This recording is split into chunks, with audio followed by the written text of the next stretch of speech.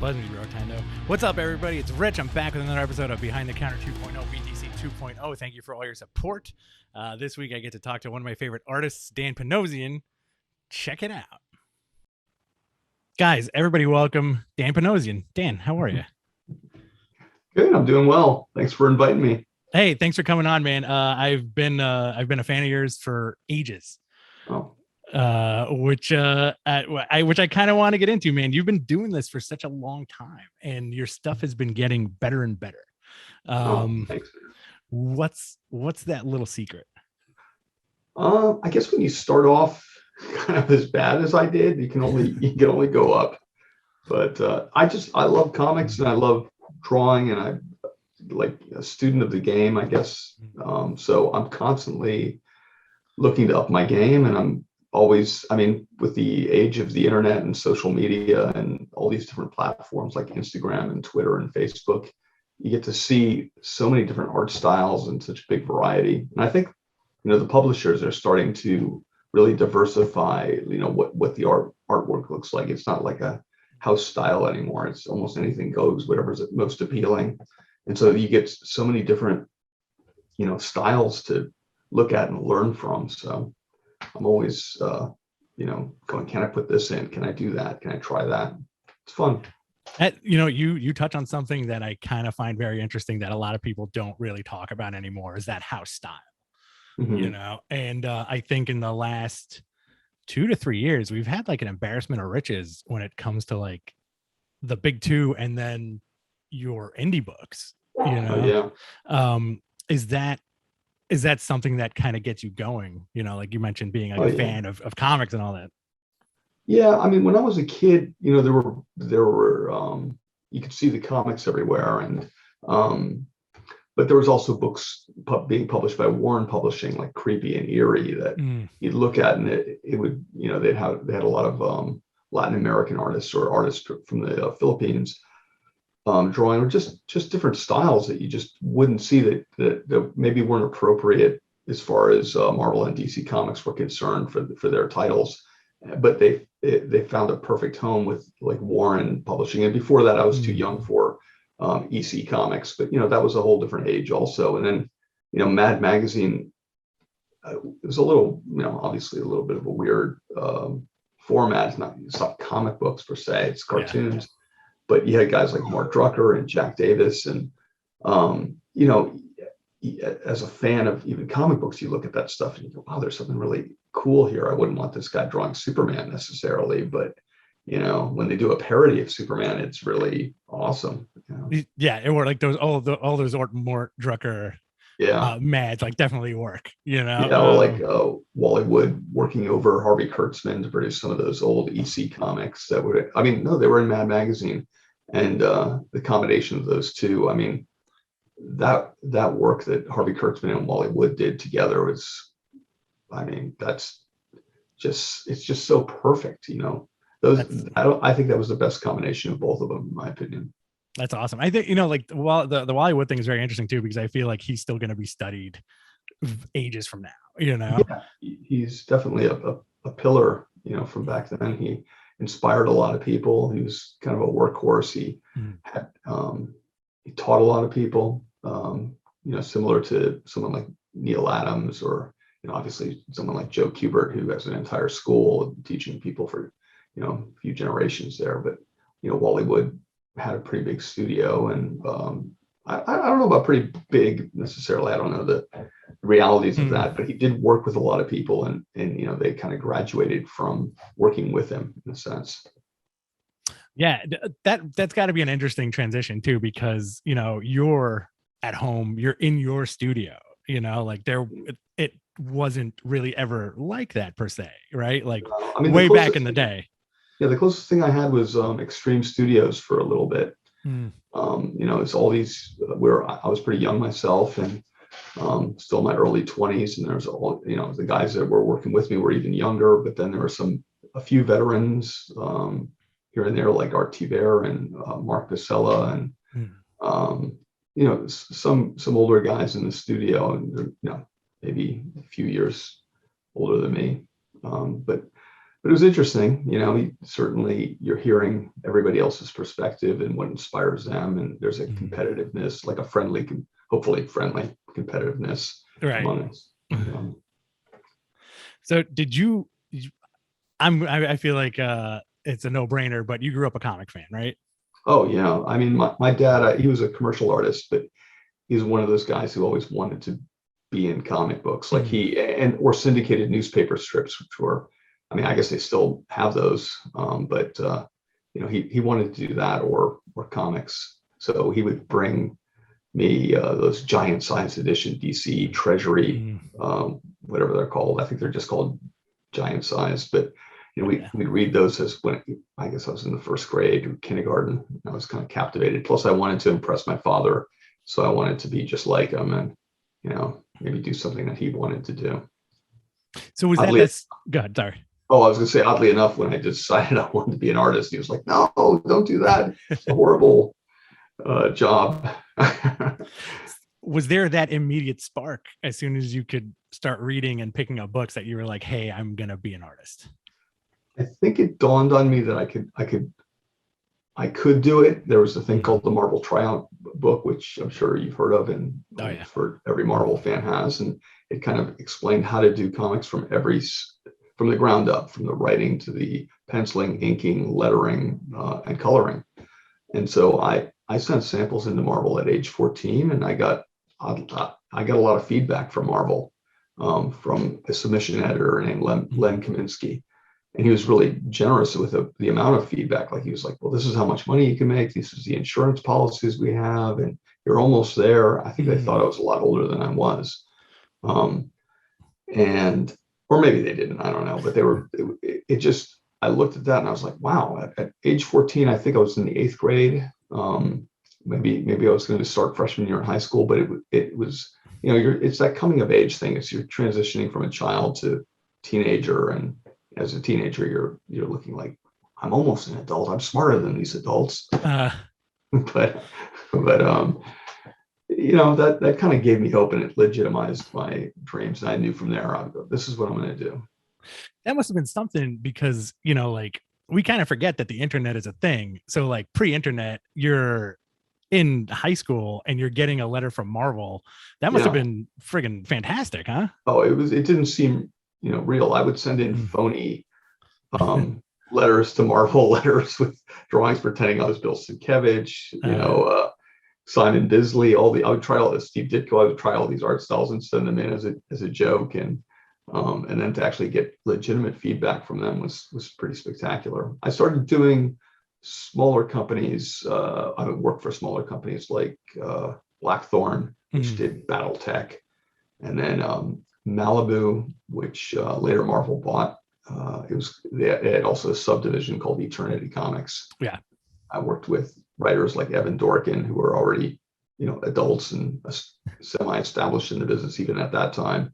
And I was primarily doing inking, but every now and then, these publishers on that smaller level, they throw you a bone and let you pencil something. And, I don't think I was quite ready for it, but I did my best and stuck with it, apparently. I was just inspired. Like, my heroes were always the guys who wrote and drew their work. And I think looking back from that era when I grew up, those were the comics that still kind of captivate us, like the Frank Millers and the Walt Simonsons and John Byrne, for instance.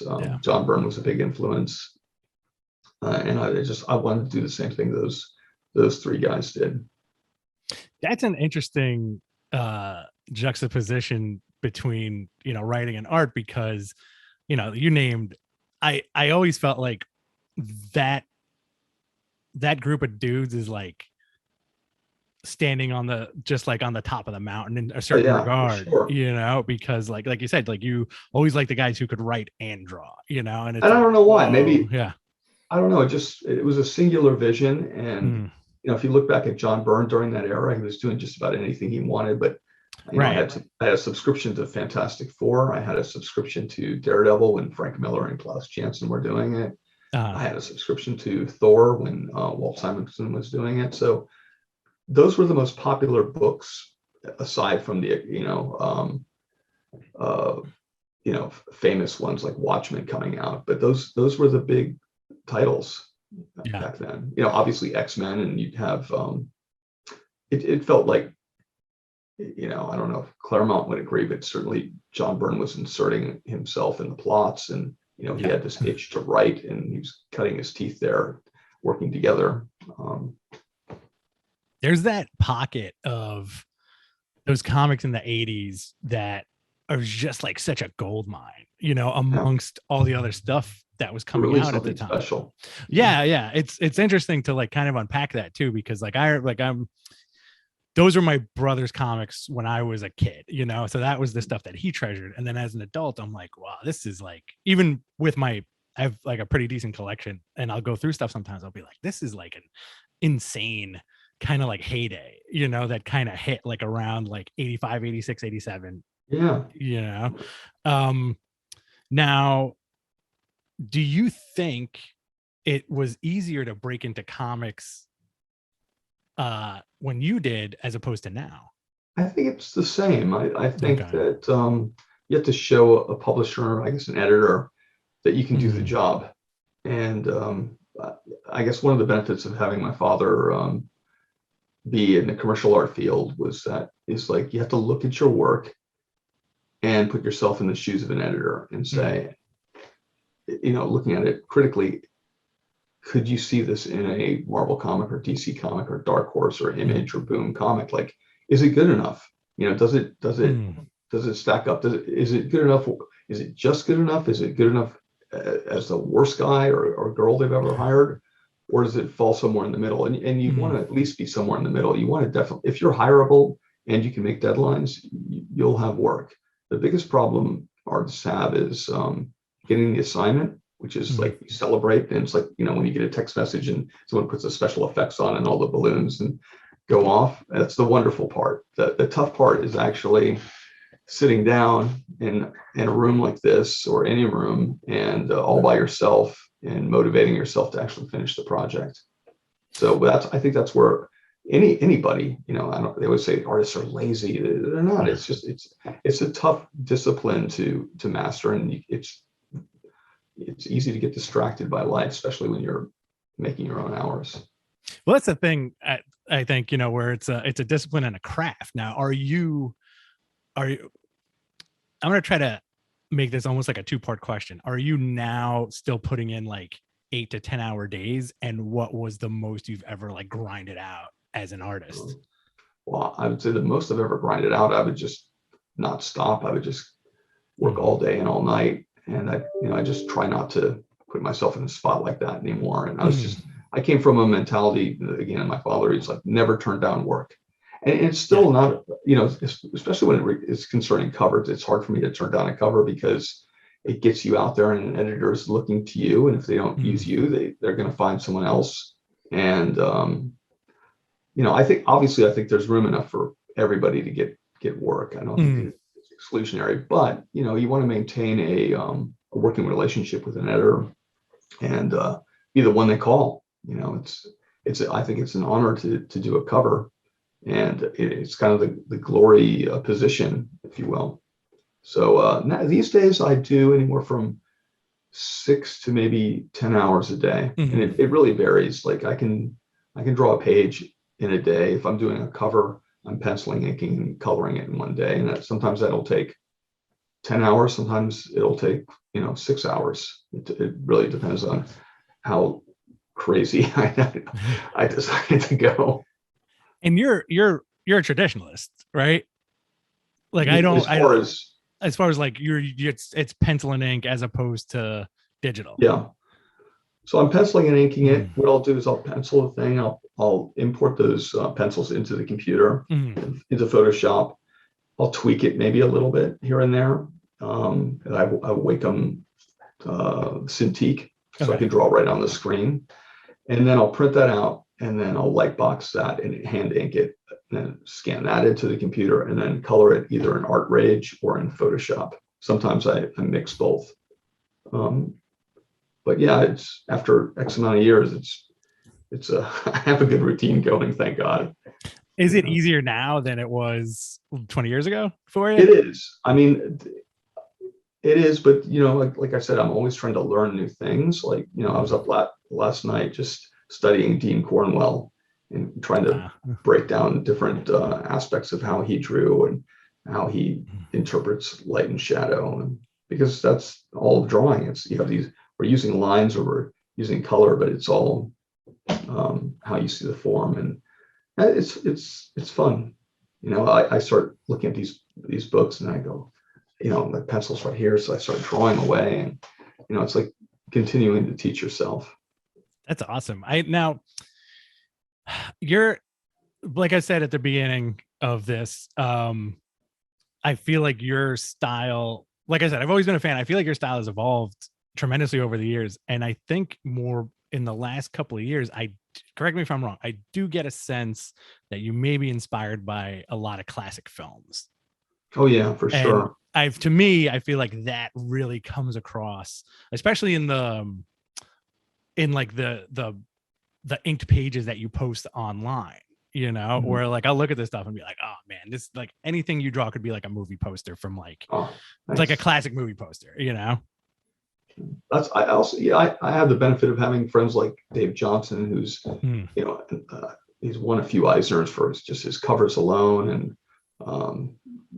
Joe Quesada and Jeff Johnson, and I started out early with a comic book animation and now fine artist. This guy William Ray, who's most people know him from Ren and Stimpy or Space Jam, but he's a very accomplished fine artist as well. And he taught me a lot about color and looking outside of comics.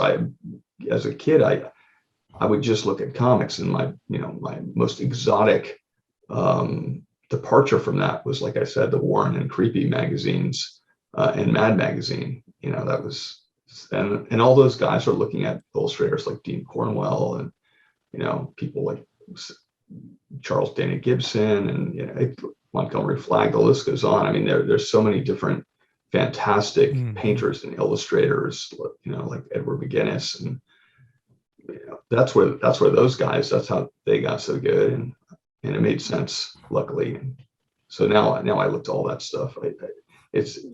I don't know. That's the geek in me. I'm super. That makes me super excited, especially to find some artists that I had never heard of before.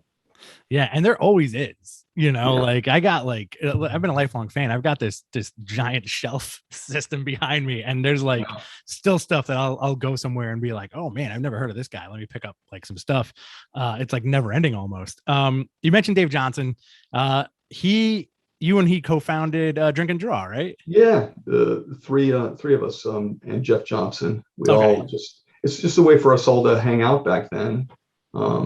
And Jeff and I are married, and Dave's not. And he's like, "How can I drag these guys out?" And I used to go to bars and just draw the band and hang out and draw the bar patrons. And I discovered that when people are in bars, they want to meet people.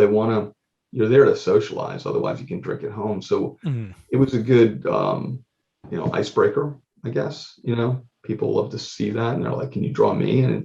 And Dave's like, "Wait a minute, I can." We can all do this together, and we started all doing it. Dave, everybody, I'm sure every artist. We didn't invent drawing in a bar, but drawing it collectively with a bunch of people, and it really took off like fast. There's a Drink and Draw, I think, in virtually every city and every countries around the world. It's really cool to see something like that. Yeah, it's pretty awesome. And you guys do it regularly out on the West Coast, right? Well, Jeff moved to Oregon, so we can't do it together. And during the pandemic, of course, we haven't really had any drink and draws. But Dave and I are still here, and there's a bunch of guys that regularly do it. There's about 3 or 4 Los Angeles-based drink and draws, ones I haven't even been to. Wow. Yeah. That's pretty awesome, man. I feel like that's such a good, like, almost like a way to give back, I guess. If you want to call it that. Are you doing any conventions this year, or is it just work? I think doing a signing coming up at Torpedo Comics in Orange County. Oh, cool. Sometime in October. But and I did one in Las Vegas for Torpedo. As far as conventions, I don't think I'm going to be doing any this year. Maybe hopefully 2022 is a different story. because I love conventions. They're fun, Mm. but I don't know. We'll see. Yeah, it's a weird time. I know New York Comic Con's supposed to happen, but everybody's like dropping out of it. Like I mean, I dropped out yeah. of it, and the location is smaller, and who knows if it's still going to go on. I hope it does, but it's one of those things where luckily I have family in New York, so I get someplace to stay. But the bigger conventions like the San Diego Comic Con or New York Comic Con, they won't fly a guest in or put them up. So Oh, really? yeah, it kind of makes it a little bit more difficult. I did not know that. I know I talked to several people over the last few weeks who are getting taken care of to go to England at the end of July. Oh, that's nice. Yeah, I mean, those type of shows, if they're going to get an American based illustrator or writer, they're going to have to fly them in. I can't see too many creators paying those prices to attend a convention. And, yeah, it's always weird how that stuff kind of works. So what are you working on now? I know you've been posting posting your project with Scott Snyder, Canary. Yeah, that's super exciting. It's for Comixology, and eventually Dark Horse will be putting out the collected versions of that. Cool. But it's a horror Western that Scott and I created. I mean, it's brainchild of Scott. I guess I created the visuals for it, and the mood, I guess. But it's really fun. I mean, I love Westerns. The horror stuff is really creepy, and it's a great story he's come up with. So I'm excited about that. We're going to do an artist edition that's going to come out. I've never had something like that published. That'll be fun. Oh, that's awesome, man. When can we expect this? I don't know. I think the book might be launching in December. So probably right around then, we probably try to coordinate it so it comes out at the same time, and maybe one can kind of co-promote the other. And beyond that, I have a book that I'm doing at AWA Upshot. It's the same company, but it's a horror book that takes place in the early 70s, right here where I live, which is Laurel Canyon. Oh, cool. In Los Angeles. And then another one I'm doing for Boom, following up after An Unkindness of Ravens, where I'm writing that one. So I'm not allowed. Not allowed, but they frown on discussing this stuff before they make the announcement for each title. But it's fun. I guess I'm doing more writing these days than actually drawing. How does that feel? Great. I really enjoy it. Is it? I'm sure it's easier on you, instead of. I don't know. I mean, you get wrapped up. It's funny. Like when you're done from a day of drawing, you're mentally exhausted. And it's the same thing with writing, but it's it's just using different muscles. Yeah. Plus, I mean, with writing, you can sit in a coffee shop and kind of do your thing instead of you can't bring a whole studio with you. Yeah, it's a little easier in that way. Are you currently reading anything, or is it more of like a curated creator kind of thing? Yeah, I'm usually reading about whatever subjects I'm writing about. Okay. Just to get properly inspired. Like if I tell you what I'm reading right now, it's going to give away the entire. Okay. Because it's pretty much a weird adaptation of this story. So. Okay. All right. Fair enough. Are you reading any comics currently, or is it just is it work and that's it? Like, if there's any. Are you in it and then you know how the sausage is made, so you're like, you know what, I'm okay. You know what I read? I read everything that Ed Brubaker and Sean Phillips come up with. Okay. I'll always read whatever new graphic novel they put out, because I'm just a big fan of his, and Brett Lewis doesn't do nearly enough work, but I really like his writing as well. If Eduardo Riso works with Brian Azzarello, I'll definitely read that. Yeah. No, that's good stuff right there. Yeah, like again, like that kind of stuff. Like I think in the last, it doesn't. I don't know if it goes under the radar, but I feel like it kind of does. You know what I mean? Yeah, they're typically not doing, either one of those teams are not doing superhero stuff per se, and if they are, it's like a dark commentary on superheroes, and right. It's almost not superheroes. It's in a way. How do you feel? How do you feel now that your stuff is getting put out by like Boom and AWA? Like I I'm feel like thrilled. it's got to be cool, right? Because you're It's not super kind of cool. relying on like a lot of factors, I think, that go into making a comic, right? It's a very different process, and it's very Mm-hmm. interesting to look behind, the curtain, so to speak. It's fun, and it's a different side of the business that I'm learning a lot about. Just even the contracts that come with them. It's a whole different, ball of wax. Yeah, that's got to be great for like, because you've been in the industry forever, so it's got to be cool that all like these companies are coming around that are kind of like a little more beneficial for the creators, Yeah, as opposed to totally. just like a work for hire where you Yeah, don't, I can't.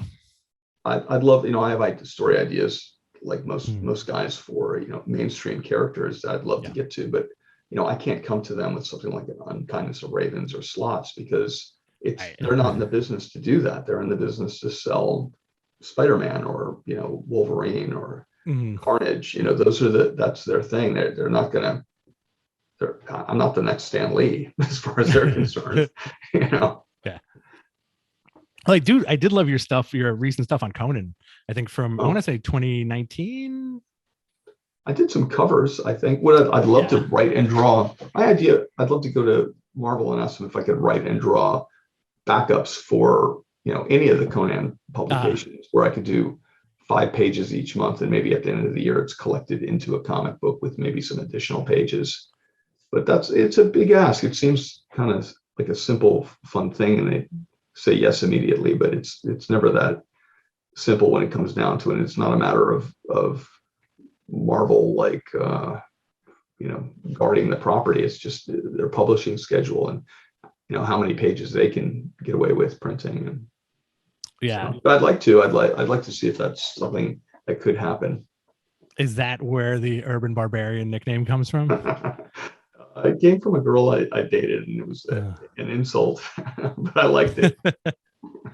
No, it's great. I automatically associate that with Conan because you've done tons of Conan stuff like over the last like I want to say like 15 years, right? Like for various companies. For Dark Horse and Marvel, and I just did a few issues here and there, but I just, Yeah. if I'm drawing for fun, I'm typically drawing Conan or Wolverine. So it probably feels like I've done a lot more work than I have, just because I'm always inundating, social media platforms with that sort of work, because I'm really passionate about it.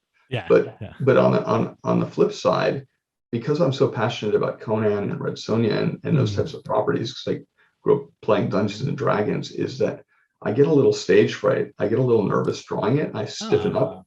So it hasn't been until like maybe this last year and a half where I feel like I could really do it properly and not freeze, because all the other sequential issues I've done, I look back, they're pretty stiff by way of comparison to something like Slots, where there's no John Buscema who's drawn that book before, or Neil Adams or Gil Kane or Barry Windsor Smith, all these giants, or like Kerry Nord, these guys that like it has to be like that, and when you come up with something yourself, it just can be what it is. So. That's refreshing to hear, to be honest, because like you're kind of consciously like there's a little bit of self-awareness there that I appreciate, where you're like, oof, like these guys did it. But I also think like, like, dude, your stuff rocks. Like you'll knock it out of the park. Well, I have to get it through my head, and that I can just play. Yes, I mean, when work is play, it comes out easier. You're able to access that creative side of yourself more freely. When you're self-conscious, or you're stiff, or you're trying to make it be something, you're tightening up, and that just takes the fun out of it, and it takes the flow part out of it, and you don't trust in your instincts and your talents. Like you don't trust that you've made 1,000 free throws anymore. Right. You kind of get in your own head about it. Yeah, I completely understand. Dan, I'm gonna give you a couple more questions and then we'll wrap it up. Is that cool? Yeah. Awesome, man. What's the sandwich of your dreams? I love pastrami on rye. My sandwich. It's awesome. a great sandwich. I like how that was immediately on deck. Cheese on top or no? Cheese, definitely. Any cheese, almost. Sauerkraut? No sauerkraut. Not a big veggie guy. Really? Yeah, I'm not keen on all. I like vegetables that are uncooked, like carrots or cucumbers, or It's kind of limited to that, really. Nothing pickled. Well, I mean, pickles are Yeah. fine. That's a cucumber. So Awesome. spicy. I like spicy food. Oh yeah. Yeah. Yeah. Same here. My son too. I have a 7-year-old son, and I've converted everything has Cholula sauce on it or hot sauce. The kid's a maniac. I'm like, he'll either have the strongest stomach when he gets older, or he'll, just be walking around like, dying. You never know, man. Yeah, I put hot sauce on everything too. I think like it drives my wife nuts a little, like sometimes, but I'm like, I need some Cholula. I got like the Melindas, I got the Yucateca, like all like the like even like some of the hot one stuff, like just to pour on. But I don't know. Maybe a 40-year-old shouldn't be doing that, but whatever. Yeah. I know he has it on his eggs every morning, smothers it. It's like it's a sea of red eggs when he's done. Is your son like over the moon with his dad's career? Like you get to draw comic books for a living. I didn't want to influence him at all as far as the comic books, because I didn't want to force it on him.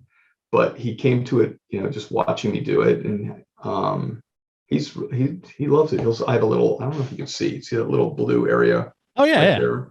That's his little drawing board. So that's awesome. And draw, but he doesn't take it super seriously, which is fine. I don't necessarily want him to be a comic book artist, but he does have, as long as he's having fun, that's all that matters. Yeah, of course, man. That's awesome, dude. Where can everybody find you? Everything is at Urban Barbarian. So Twitter is at Urban Barbarian, and so is Instagram.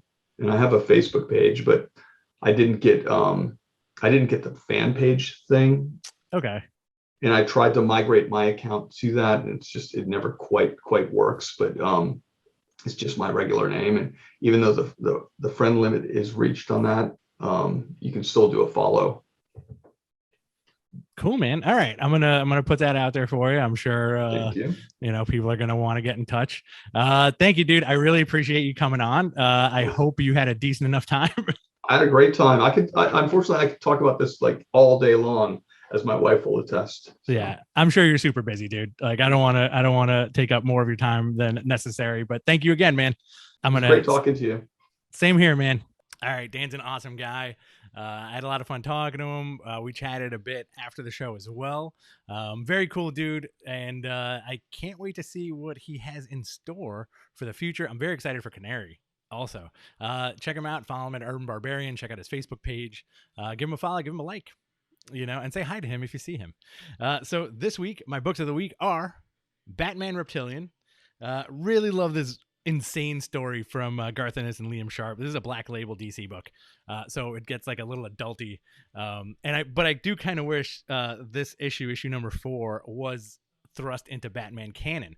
The plot of this series is that somebody's tearing apart Gotham City's villains, and Batman's trying to figure out who it is. And by tearing apart, I mean physically ripping them to shreds and leaving them a bloody mess. So it's a bit of a detective story. As per usual, it's Batman. And there's a lot of horror elements in there too. This issue is one of my favorites. I really don't want to spoil it, but let's just say it's very Killer Croc centric, and the reveal for Killer Croc is very, very wacky. And that's kind of I shouldn't say wacky, it's pretty nuts. And that's kind of like the crux of this. I'm very excited to see the end of the series. And listen, Garth Ennis has always been one of my favorite writers, so for me, he can't really do any wrong. And I do think he lives in New York, so he gets a plus on that. Superman 78 number 2 from DC, Vendetti, Torres, and Belair. Man, what a book. I am a huge fan of the Christopher Reeve Superman. I think anybody from my generation that's like their Superman. This book looks and feels just like those first 2 Superman movies, and it kind of picks up right after them too. So you get a Superman that looks like Christopher Reeve, you get a Lex Luthor that looks like Gene Hackman, and you get a Lois Lane that looks like Margot Kidder, and all the other side characters as well. There's like Jimmy Olsen and Perry White, and the streets of Metropolis. So this series is pretty cool because it picks up where Brainiac is invading Metropolis to stop the Kryptonian threat of Superman. This is a limited 6-issue series. Issue 2 just came out this week. I'm loving it. I'm loving it. It's really heartwarming and heartfelt, and like you could tell, like a lot of good stuff was put into this book. My book of the week this week is Berserker #5. Keanu Reeves, Matt Kint, Ron Garney, and Bill Crabtree. I love this friggin' book. It's a wild book about this guy who's been alive for 80,000 years. He's seemingly indestructible. He's clearly the world's greatest weapon, and he can remember his entire life. And pretty much the story so far is he works for a government or the government, and they send him on these missions to basically just slaughter everything in sight. He can put himself together. He can't be killed. Even if he's blown up, cannot be killed. So there's a doctor who's been interviewing him and doing some psychoanalysis, and we're kind of getting, this is issue 5, we're kind of getting to like the culmination of what she's been doing to him. We don't know if it's good or bad. The character Berserker wants to die because he's been around for 80,000 years. That would be his true gift to himself. I do believe this property is turning into like a movie or an animated series or something like that.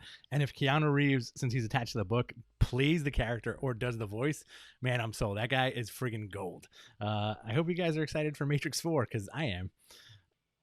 Next week is New York Comic Con. I will be there. It's been 2 years since New York Comic Con has been open. I'm excited. I hope they take care of it in a very safe and sound way. It looks like they're taking all the precautions. Unfortunately, a lot of the big companies are not going to be there, but that's cool.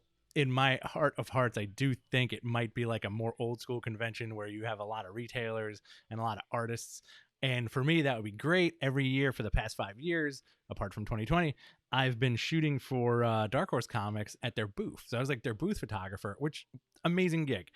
This year, a little bittersweet because I don't get to hang out with the Dark Horse people. And I don't get to like chill out at the booth when Comic-Con gets nuts, if you know what I mean. But they're great guys, and understandably so why they're not doing the con this year. That being said, the sweet part about it is, hey, I don't got to work. I can walk around. I can go to Artist Alley. I can actually hang out in Artist Alley, talk to people who have been on the show, talk to people who haven't been on the show, support my artists and writers that I love. And, I can look for back issues and all that cool stuff. So if you're there, say hi. If you're watching this, subscribe. BTC Rich X. Hit that subscribe button. Follow me on Twitter at BTC Rich. And I'll see you next week with Steve Orlando. Later, guys. Mwah.